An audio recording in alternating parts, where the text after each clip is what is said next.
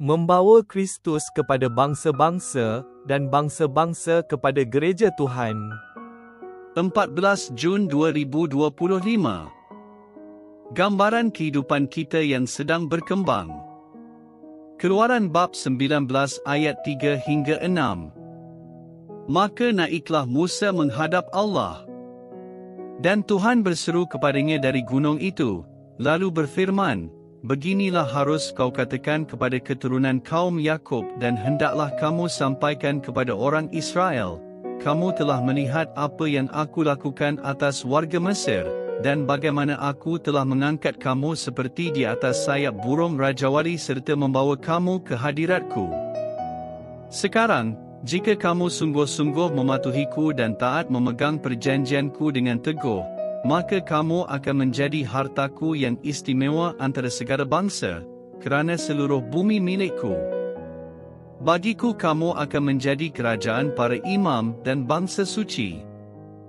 Saya teringat sebuah rencana televisyen mengenai seorang pemain bola sepak yang terkenal. Dia berasal dari komuniti yang kurang maju. Kunci kehidupannya dalam menghadapi kejayaan dan kegagalan hidup adalah dengan tidak melupakan asal-usul dirinya. Maksudnya, di dalam setiap keadaan, jangan lupakan kasih sayang keluarga dan komuniti. Juga, cara kamu melayan orang lain menunjukkan siapakah diri kamu sebenarnya. Kata-katanya membuat saya berfikir. Ia mengingatkan saya kepada lawatan ke rumah datuk dan nenek saya. Kami meneliti album gambar dan keseronokan membelit kepingan gambar saudara mara dan peristiwa-peristiwa penting dalam kehidupan kami. Gambar-gambar ini menceritakan kepercayaan keluarga saya kepada Yesus Kristus, kasih sayang kami kepada satu sama lain, serta cabaran hidup yang kami lalui seperti orang lain juga. Yang penting ialah jangan lupa tempat dari mana kamu berasal, terutamanya berkenaan dengan kasih sayang, pengorbanan, penghormatan dan ketabahan yang telah ditunjukkan oleh ramai dari mereka supaya kamu boleh menjadi siapakah kamu hari ini.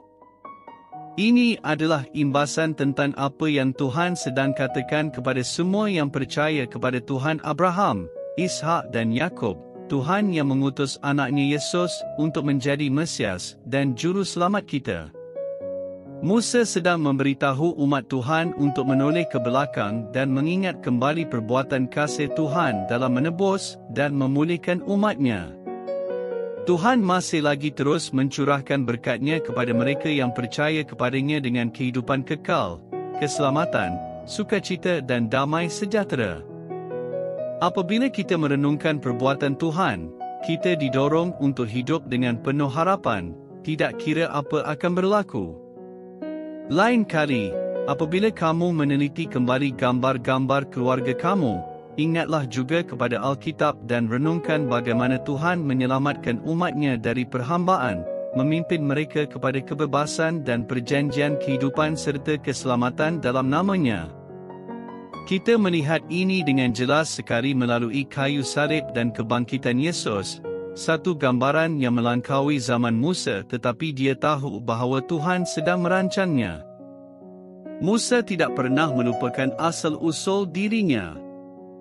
Dia adalah seorang yang percaya kepada Tuhan yang sentiasa menepati janjinya dan berita baik ini memberi makna kepada kehidupan kini dan kehidupan masa hadapan kita. Kita boleh menoleh ke belakang dan maju ke hadapan dengan berani kerana kita mempunyai seorang juru selamat yang telah pun menjamin masa hadapan kita melalui kasih karunia-Nya. Kita berdoa, Bapa Syurgawi, ajarlah kami untuk mengingati kesetiaan dan kasih-Mu, khususnya seperti yang ditunjukkan kepada kami dalam anak-Mu Yesus Kristus. Dalam nama Yesus kami berdoa. Amin.